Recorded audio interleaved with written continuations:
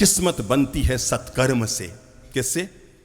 जीवन में हमेशा सत्कर्म हर इंसान को करते रहना चाहिए, क्योंकि किस्मत जब भी इंसान की अच्छी बनती है तो तभी बनती है जब इंसान सत्कर्म करता है, नेकी के काम करता है, भलाई के काम करता है, दुआओं के काम करता है, किसी की दुआएं और शुभकामनाएं अपने साथ लिया करता है। मेरे भाई याद रखना,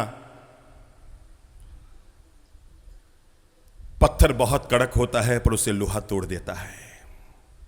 क्या? पत्थर बहुत कड़क होता है पर उसे लोहा तोड़ देता है। लोहा बड़ा मजबूत होता है पर उसे आग पिघला देती है। आग बड़ी मजबूत होती है पर उसे पानी बुझा देता है। पानी बड़ा मजबूत होता है पर आदमी उसे भी पी जाता है। आदमी बड़ा मजबूत होता है पर मौत उसे भी मार देती है। पर दुआ उससे भी बड़ी होती है जो आई हुई मौत को भी टाल देती है। इसलिए हर इंसान को अपनी जिंदगी में सत्कर्म जरूर करते रहना चाहिए, क्योंकि सत्कर्म से इंसान की किस्मत बनती है और पुरुषार्थ करने से इंसान की किस्मत खुलती है।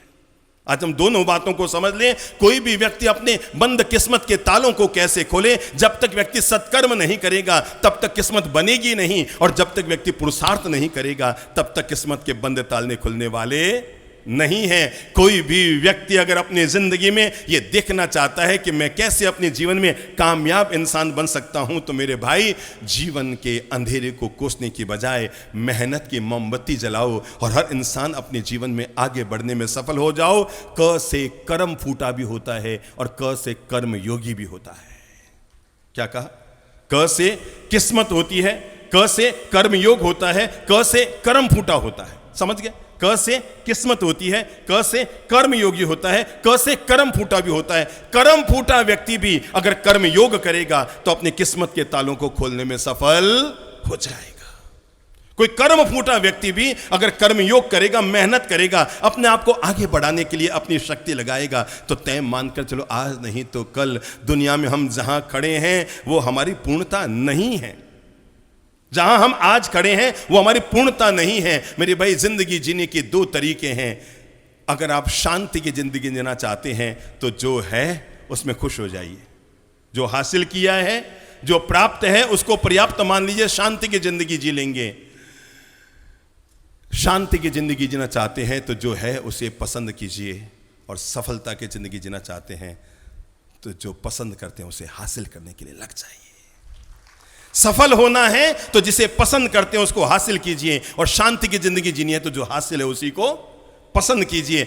हम शांति की जिंदगी की बात तो आगे करेंगे, पर जब तक व्यक्ति पूर्णतः सफल ना हो जाए तब तक वो शांति की बात कैसे करेगा? हम एक कॉलेज में गए थे और वहां पर हमें युवकों को सफलता पर ही संबोधन देना था, वहां के विद्यार्थी और युवा पीढ़ी को। पता नहीं अचानक हमें क्या सूझा, जहां हमारा सत्संग प्रवचन होना था उस कॉलेज में, वहीं पर बाहर निर्माण कार्य चल रहा था किसी बिल्डिंग का। बड़े बड़े तपेले रखे हुए थे। तो हमने एक युवक से कहा, हमने कहा भाई जाओ ना 4-5 युवक वहां से वो बड़ा वाला एक तपेला ले आओ। युवक गए। जब प्रवचन देना था सफलता के राज का, तो बात की शुरुआत हमने कहां से की? युवक गए और इतना बड़ा वाला एक एल्युमिनियम का भगोना जो वहां पर पड़ा था बिल्डिंग के निर्माण कार्य का पानी भरने के लिए, वो भगोना उठा कर ले आए। हमने कहा एक काम करो, ये भगोना खाली है? हाँ खाली है। हमने कहा देखो सामने बड़े बड़े पत्थर पड़े हैं, वो पत्थर उठा के ले आओ। युवक फिर गए और बड़े बड़े पत्थर उठा कर ले आए। आप सोच सकते हैं इतने बड़े भगोने में लगभग कितने पत्थर आए होंगे? लगभग 7-8 पत्थरों में पूरा भगोना ऊपर तक भर गया। हमने कहा एक काम करो इसमें और कुछ डालो। उन्होंने कहा गुरुजी ये पत्थर से पूरा भर गया, इसमें कुछ जा नहीं सकता। हमने कहा देखो वहां पर कंक्रीट पड़ी है।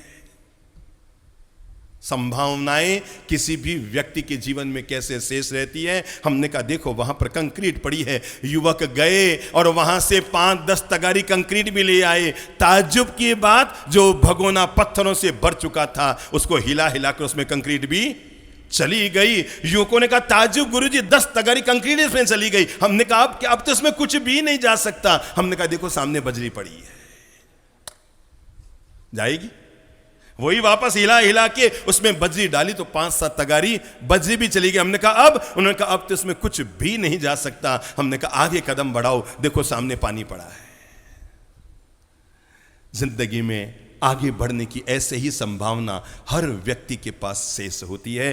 हर व्यक्ति को इस बात का ध्यान रखना चाहिए कि भोजन की थाली में भोजन भाग्य से आता है, पर पुरुषार्थ करके व्यक्ति अपने मुंह और पेट तक उससे पहुंचा पाता है।